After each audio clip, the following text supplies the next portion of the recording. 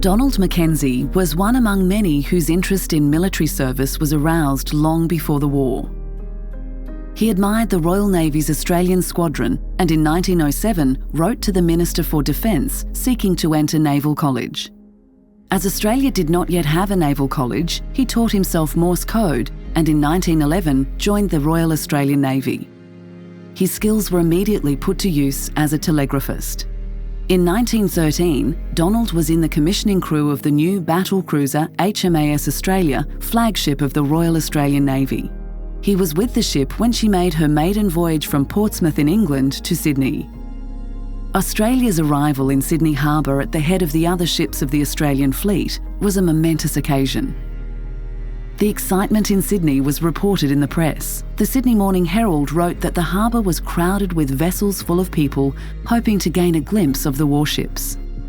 Crowds gathered on ferry boats were so eager to see the ships that people rushed to one side of the deck and, as a result, some of the ferries had a very decided list. The Defence Minister Sir Edward Millen referred to Australia's having her own fleet as the nation's coming of age. The fleet was welcomed, he said, not as an instrument of war, but as a harbinger of peace. But war was on the horizon. In August 1914, when it was declared, Donald was still serving on HMAS Australia, having received his rating as a leading telegraphist at the age of only 19. Initially, the ship patrolled the Pacific, ranging from Samoa to New Britain, in search of Admiral Graf von Spee's German East Asian cruiser squadron. Australia took part in operations to destroy the enemy's radio network and capture Germany's Pacific colonies. In the early months of the war, she captured the German ship Sumatra off Rabaul. And while en route to England, sank the German supply ship Eleanor Wuermann off the Falkland Islands, taking the crew as prisoners of war.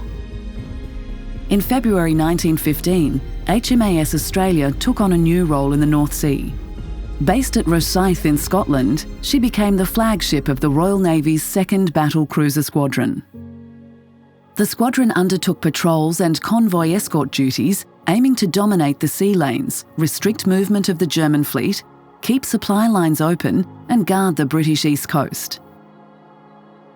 Allied dominance of the sea ensured the safe movement of ships and supplies to theatres of war, including the Western Front. For the majority of 1915 and 1916, German ships avoided direct conflict. This meant a certain amount of monotonous routine for sailors like Donald, frequent patrols, but little action. While encounters with enemy ships were rare, danger was not. Mines and submarines remained a threat, as did the bitterly cold conditions of the North Sea. Visibility was extremely low on the afternoon of 22nd of April 1916, when HMAS Australia and HMS New Zealand collided.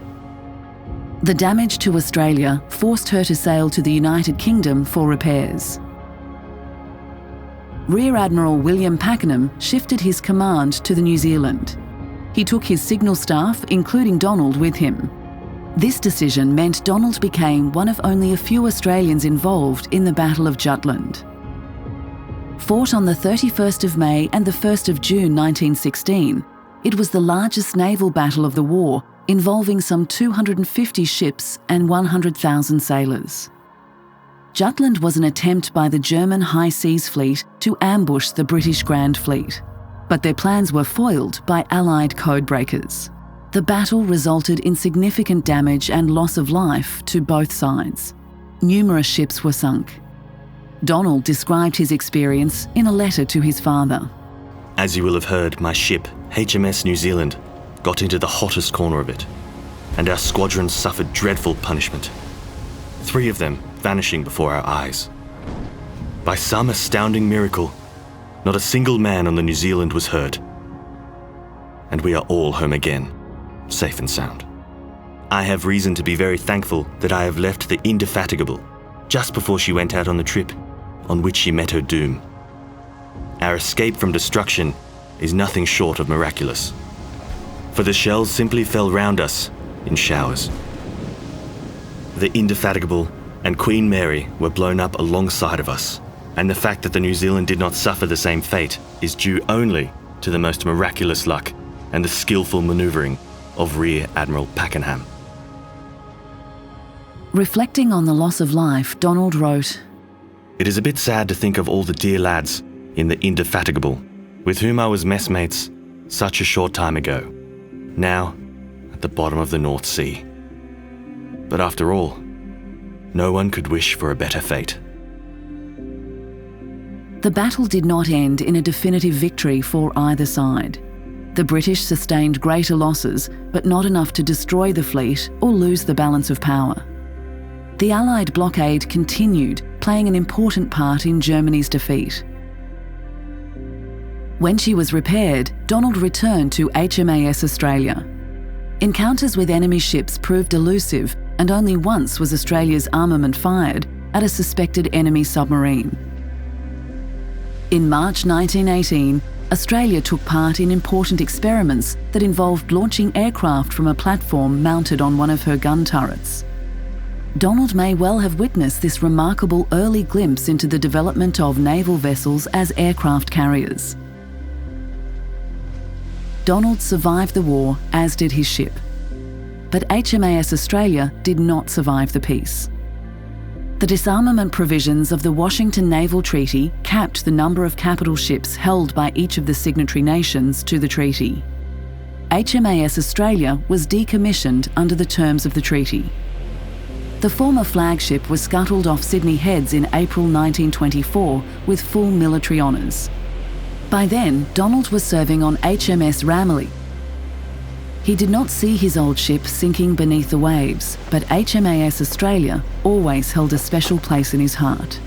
The young man who had admired the Australian squadron in his youth ultimately devoted much of his life to the Navy. Donald Mackenzie survived 2 world wars and returned to sea, serving with the Merchant Navy after the Second World War.